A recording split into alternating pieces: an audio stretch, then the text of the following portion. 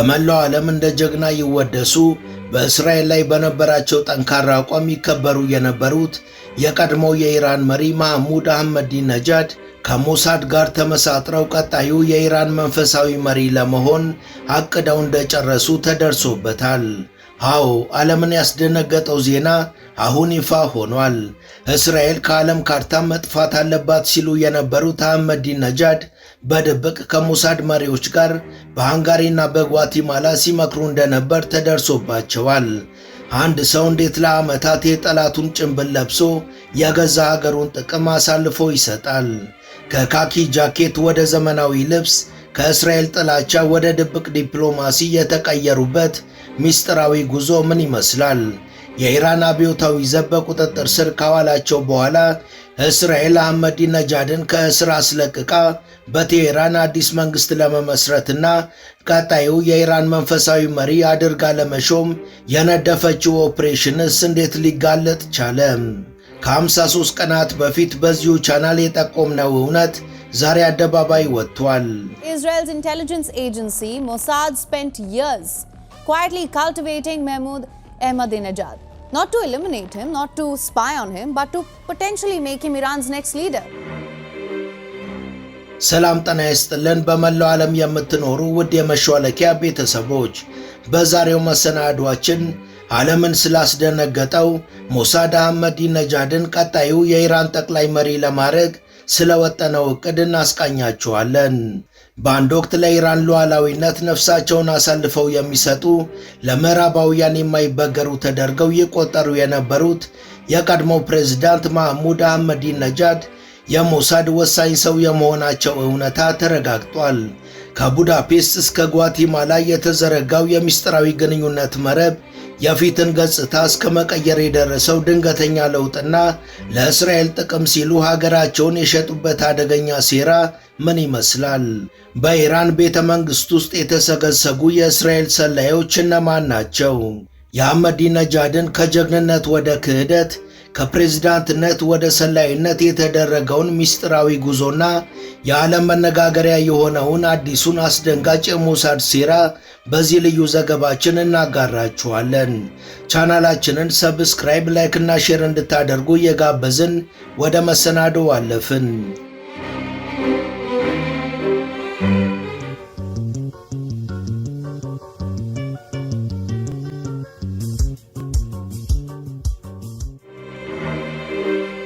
በመላው ዓለም በእጅጉ ይወደዱ ይከበሩ ጀግና ተብለው ይወደሱ የነበሩት የቀድሞው የኢራን መሪ መሐሙድ አህመዲነጃድ ከእስራኤል ጋር በጥብቅ የሚሰሩ ለእስራኤል የሀገር ምስጢርን እየሸጡ እስራኤልን የሚያገለግሉ መሆናቸው ከታወቀ በኋላ ብዙዎች ደንግጠዋል።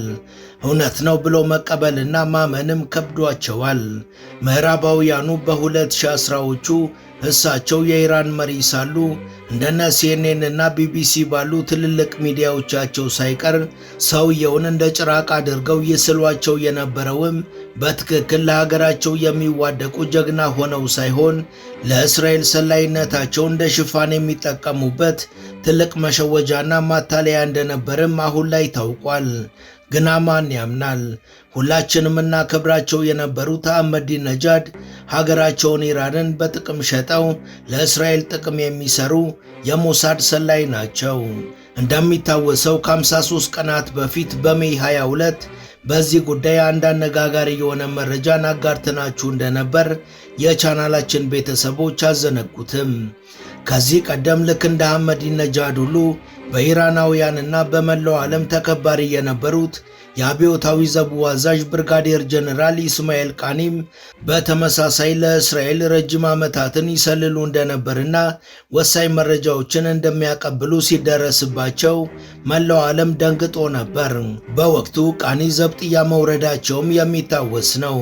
የአሁኑን የአህመዲነጃድ ጉዳይን የበለጠ አስደንጋጭና የባሰ የከፋ የሚያደርገው ደግሞ እስካሁን እስራኤልን በድብቅ በትጋት ላገለገሉበት በእነ እስራኤል አንጋሽነት የኢራን መንፈሳዊ መሪ ሆነው እንዲሾሙ ከረጅም ዓመታት ጀምሮ በቅድ መያዙ ነው።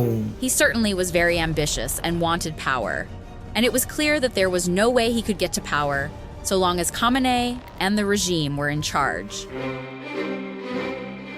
አህመዲነጃድ በኢራን መንግስት ዘንድ እጅግ አክራሪና መላላክ የማያውቁ ፖለቲከኛ ተደርገው ይታወቁ ነበር። ቴሄራን ሚስጥራዊ የኒውክሌር ጦር መሳሪያ ፕሮግራሞችን እያካሄደች ነው የሚለውን ጥርጣሬ በማባባስ ኢራን ዩራኒየምን የማበልጸግ ስራዋን በድጋሚ እንድትጀምርም ያደረጉት እሳቸው ነበሩ። አህመዲነጃድ በጭካኔያቸውም ይታወቃሉ። በ2009 በምርጫ ማጭበርበር ምክንያት የተከሰተውን ሀገር አቀፍ ህዝባዊ አመጽ በኃይልና በደም እንዲደቆስ ትዕዛዝ አስተላልፈዋል። በእሳቸው የአስተዳደር ዘመን የኢራን የፍትህ አካላት በተቃዋሚዎች ላይ የጅምላ ግድያን የፈጸሙ ሲሆን የፖለቲካ ተቀናቃኞቻቸውንም ወደ ወህኒ አውርደዋል። አህመዲነጃድ ታሪካቸውን የገነቡት በሶስት አምዶች ላይ ነበር። በውጭ ሀገራት ውስጥ ግጭቶችን መጫር፣ በሀገር ውስጥ ጭቆናን ማንገስና በሁሉም ቦታ እምቢተኝነትን ማሳየት የእሳቸው ትክክለኛ መለያ ነበሩ። ነገር ግን ከጥቂት ጊዜያት በኋላ አንድ የሚገርም ነገር ተከሰተ።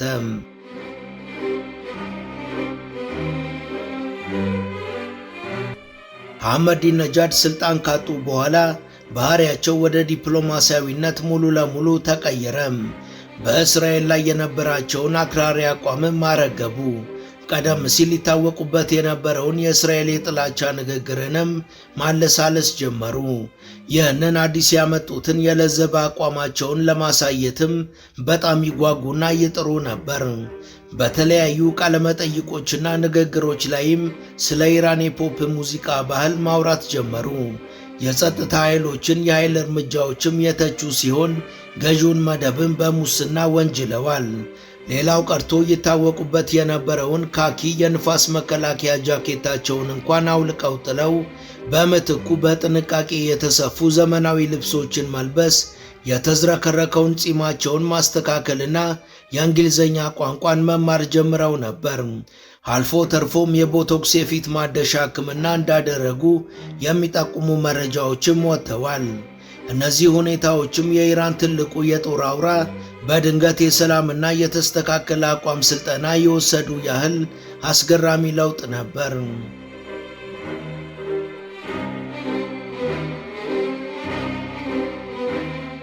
የኢራን አብዮታዊ ዘብ የሰላይነታቸው መረጃ ከወጣ በኋላ በቁም እስር ላይ አውሏቸው የነበሩት አህመዲነጃድ ከሰሞኑን በድጋሚ አደባባይ ታይተዋል። አህመዲነጃድ ከእስራኤል መንግስት ጋር በሚስጥር እንደሚሰሩ ከተገለጸ በኋላ ጁላይ 11 ቀን በኢራን ምክር ቤት የኢኮኖሚ ኮሚሽን ስብሰባ ላይ ተገኝተው መታየታቸው ጥያቄን አጭሮ ነበር። ይህ የሆነው ደግሞ የእስራኤሉ ሞሳድ አህመዲነጃድን እንደመለመለና የኢራን ሪፐብሊክን ለመጣል ከታቀደ ኦፕሬሽን በኋላ የኢራን መሪ አድርጎ ለመሾም ማሰቡን የእስራኤሉ ሃሬትስ ጋዜጣ ይፋ ካደረገ ከጥቂት ቀናት በኋላ መሆኑ ደግሞ ግርምትን ፈጥሯል። የእስራኤል የስለላ ድርጅት ከኢራን አብዮታዊ መንግስት መውደቅ በኋላ በቴህራን የሚመሰረተውን መንግስት እንዲመሩ የቀድሞውን የኢራን ፕሬዝዳንት መሐመድ አህመዲነጃድን ለመመልመል ሚስጥራዊ ሙከራ ማድረጉም ተገልጿል። የእስራኤልና የአህመዲነጃድ ድብቅ ግንኙነት የተጀመረው በ2022 ነው ተብሎ የሚታመን ሲሆን እስራኤል በጋዛ በሚገኘው ሐማስ ላይ ወታደራዊ ዘመቻ ከከፈተች በኋላም ግንኙነታቸው ቀጥሎ ነበር።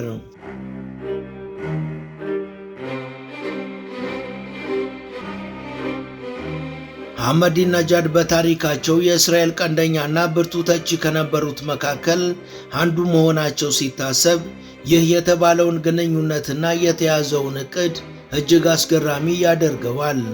በፕሬዝዳንትነት ዘመናቸው የሆሎኮስትን ታሪክ እውነትነት ተጠራጥረው ከነበሩት መሃል አንዱ ሲሆኑ እስራኤል ከዓለም ካርታ እንድትጠፋም በተደጋጋሚ ጥሪ ሲያቀርቡ ቆይተዋል።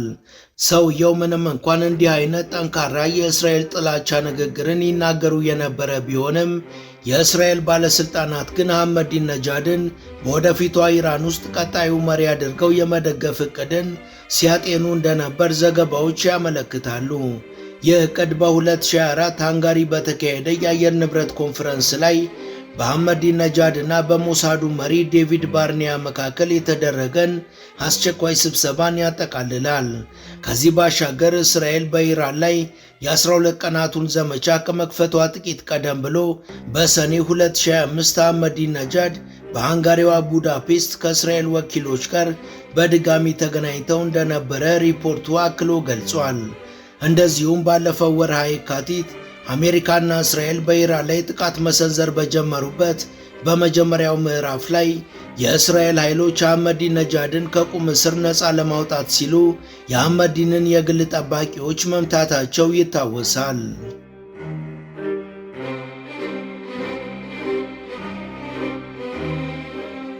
በወቅቱ በጥበቃዎቻቸው ላይ ጥቃት ከተሰነዘረ በኋላ አህመዲነጃድ ከአካባቢው ርቀው ወደ አንድ አስተማማኝ መጠለያ እንደተወሰዱ ተገልጿል። በአሁኑ ወቅት ያሉበት ትክክለኛ ሁኔታ ግልጽ ባይሆንም አህመዲነጃድ በአያቶላ አሊ ኳሚኒ የቀብር ሥነ ሥርዓት ላይ ለአጭር ጊዜ የታዩ ሲሆን ከሞሳድ ጋር ግንኙነት አላቸው በሚል ጥርጣሬም በኢራን አብዮታዊ ዘብ ትዕዛዝ መሠረት በቁጥጥር ስር ሳይሆኑ እንዳልቀሩ ተገልጿል። ሞሳድ መልምሏቸዋል መባሉንም አህመዲነጃድ በራሳቸው ጽሕፈት ቤት በኩል ውድቅ ማድረጋቸው ይታወሳል። ቢሆንም ግን የቀድሞው የኢራን መንፈሳዊ መሪ የአያቶላ አሊ ኳሚኒ ታማኝ ወዳጅ እንዳልነበሩ ባለፉት ወራቶች የገጠማቸው ፖለቲካዊ መገለል ዳግም ትኩረት እንዲቸራቸውና የእስራኤል ሰላይነታቸው ማረጋገጫ ተደርጎ ተወስዷል። እሳቸው በእርግጥም በጣም ታላቅ ምኞት የነበራቸውና ስልጣንን በእጅጉ የሚፈልጉ ሰው ነበሩ። ነገር ግን የአያቶላ አሊ ኳሚኒ አልጋ ወራሽ ሞጅታባ ካሚኒ እና አሁን ያለው መንግስት እስከቀጠሉ ድረስ ወደ ስልጣን መመለስ እንደማይችሉ ግልጽ ነው። አህመዲነጃድ ስልጣን ከለቀቁ በኋላ ለረጅም ዓመታት ወዳጃቸው የነበሩትና ከእሳቸው ጋር የቀረበ ግንኙነት የነበራቸው ታሪክ ጸሐፊውና ደራሲው አራሽ አዚዚ ለኢራን ኢንተርናሽናል ሲናገሩ አህመዲነጃድ ኢራንን ለመምራት ትክክለኛ ምርጫ ነበር ወይ የሚለው አሁንም ግልጽ እንዳልሆነ ገልጸዋል። ይሁን እንጂ አዚዚ ይህ የተባለው የስለላ ግንኙነት ለምን አሁን በዚህ ሰዓት ይፋ ሊሆን እንደቻለ ጥያቄ አንስተዋል።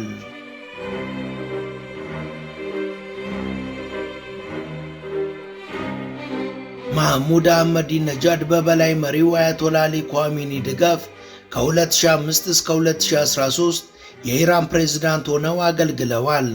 የእሳቸው የፕሬዝዳንትነት ዘመን እስራኤል ላይ በሚያሰሙት የጥላቻ ንግግርና አወዛጋቢ የነበረው የ2009 ምርጫ ማግስት በተቀሰቀሱ ተቃዋሚዎች ላይ በተፈጸመ የኃይል እርምጃ የሚታወስ ነው። የእስራኤል ባለሥልጣናት አህመዲነጃድ በ2013 ስልጣን ከለቀቁ በኋላ ከኢራን አመራር ጋር የነበራቸው ግንኙነት መበላሸቱን ተረድተው ነበር። አንድ የኢራን ጉዳዮች ምሁር እንዳሉት አህመዲነጃድ ከሀገሪቷ የፖለቲካ ስርዓት በላይ ከፍተኛ ስልጣን እንደሚገባቸው በጽኑ ያምኑ ነበር። ይህ በመካከላቸው የነበረ ክፍተት ይፋ የሆነው በ2011 ሲሆን የበላይ መሪው አያቶላ አሊ ኳሚኒ የአህመዲነጃድን የስለላ ሚኒስቴሩን ከስልጣን የማባረር ውሳኔን ውድቅ ካደረጉባቸው በኋላ አህመዲነጃድ ለ11 ቀናት በይፋ ስራቸውን በማቋረጥ አድማ አድርገው ነበር። ከበላይ መሪውና ከሌሎች የሥርዓቱ ተጽዕኖ ፈጣሪ አካላት ጋር የነበራቸው ቅራኔም ለፕሬዝዳንትነት በድጋሚ እንዳይወዳደሩ 3 ጊዜ እገዳ ከተጣለባቸው በኋላ ይበልጥ እንደጠነከረ ይነገራል።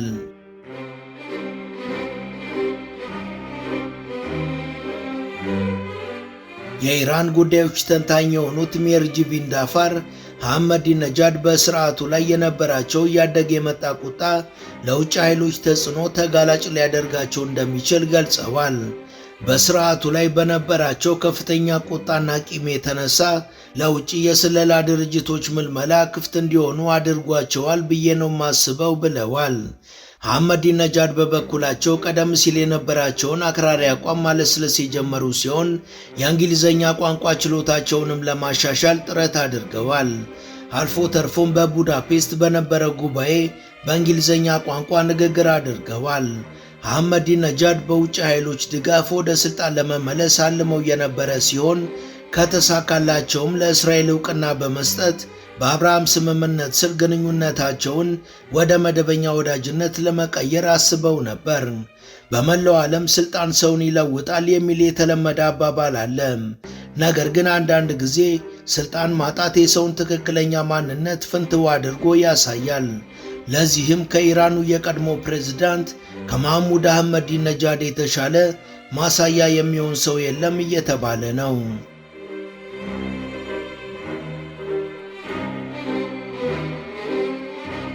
የእስራኤሉ ሞሳድ አህመዲነጃድን መመልመል የጀመረው መቼ እንደሆነ ግልጽ ባይሆንም በ2023 ወደ ጓቲማላ ሲጓዝ ግንኙነታቸው ጀምሮ ነበር።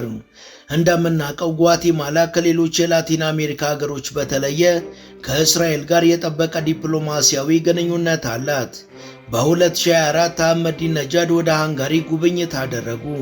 በዚህ ጊዜ ሃንጋሪ ትመራ የነበረችው ደግሞ ከየትኛውም የአውሮፓ መሪ ይልቅ ከእስራኤሉ ጠቅላይ ሚኒስትር ቤንያሚን ኔታንያሁ ጋር የጠበቀ ግንኙነት በነበራቸው በቪክቶር ኦርባን ነበር። የአህመዲነጃድ የግል ጠባቂዎችም እነዚህን ጥርጣሬዎች አረጋግጠዋል። እንደ ጠባቂዎቹ ገለጻ የቀድሞ የኢራኑ ፕሬዝዳንት ቢያንስ በሁለት አጋጣሚዎች ከጥበቃ ሰራተኞቻቸው አምልጠው ለረጅም ጊዜ ለሚቆዩ ስብሰባዎች መሰወር ችለዋል። በተመሳሳይ ጊዜ በኢራን አብዮታዊ ጥበቃ ኃይል የስለላ ክፍል ውስጥም ጥርጣሬው ከፍተኛ ነበር። የጥርጣሬ ይበልጥ ያደገው ደግሞ አህመዲነጃድ በ2017 ለአሜሪካው ፕሬዝዳንት ዶናልድ ትራምፕ ደብዳቤ መላክ ሲጀምሩ ነበር። ነገር ግን ትክክለኛው ምርመራ የተጀመረው ጦርነቱ ሲቀሰቀስ ነበር። ቴል አቪቭ ሆሎካስትን የካደውና እስራኤል እንድጠፋ የቀሰቀሰውን ሰው ለመቅረጽ ዓመታትን እጅግ ብዙ ሀብትንና የስለላ ኃላፊውን የጉዞ ማይልስን አብክናለች። በሌላ በኩል ኢራን አህመዲነጃድን ከሁሉም በላይ ለምዕራባውያን ጥላቻ ትልቅ ድምፅ አድርጋ ለ10 ዓመታት ስታንቆለጳጵሰው ቆይታ በመጨረሻ ግን ያበላውን እጅ የሚነክስ ወጨት ሰባሪ ሆኖ አግኝተዋለች። ከዚህ አንጻር የኢራን ቀጣይ እርምጃዎች ምን ይሆናሉ የሚለውም በእጅጉ ተጠባቂ ሆኗል። ወደ ቻናላችን ቤተሰቦች የቀድሞው የኢራን ፕሬዝዳንት አህመዲነጃድ ከሞሳድ ጋር ተመሳጥረው ቀጣዩ የኢራን መንፈሳዊ መሪ ለመሆን ስላቀዱት ሴራ ያሰናዳነው የዛሬው መሰናዷችን ይህን ይመስል ነበር። እስከ ዝግጅታችን ፍጻሜ አብራችሁን ስለነበራችሁ ከልብ እናመሰግናለን። በቀጣይ ቢሰሩ የምትሏቸውን ርዕሰ ጉዳዮች ብትጠቁሙን ደስ ብሎን እንቀበላለን። ቻናላችንን ሰብስክራይብ፣ ላይክ እና ሼር ማድረጉን አትዘንጉ ብለን እያስታወስን ለዛሬ በዚሁ አበቃን። መልካም ጊዜ።